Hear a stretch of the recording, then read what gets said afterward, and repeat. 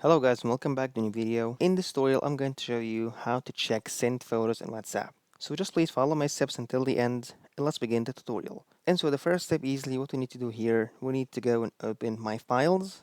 If you're using Galaxy, you'll go to a file called Samsung and you click on it. And from here you can see a folder that its name is My Files. And so what you need to do here, you need to open this file, which is My Files. And so we click on it.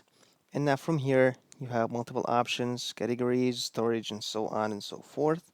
So in that case, what you're going to do, you'll go for storage, and then you're going to click on internal storage, as you can see over here. And now you have all of these essentials, DCIM, documents, download, movies, and so on. So we're talking about photos, right? You're going to click on pictures over here. And now you have these options such as Canva, Instagram, but I'm going to choose WhatsApp over here, which is this file.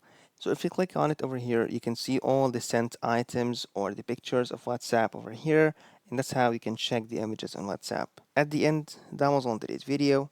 If you find this very helpful, please don't forget to like the video, subscribe to the channel, and thanks for watching.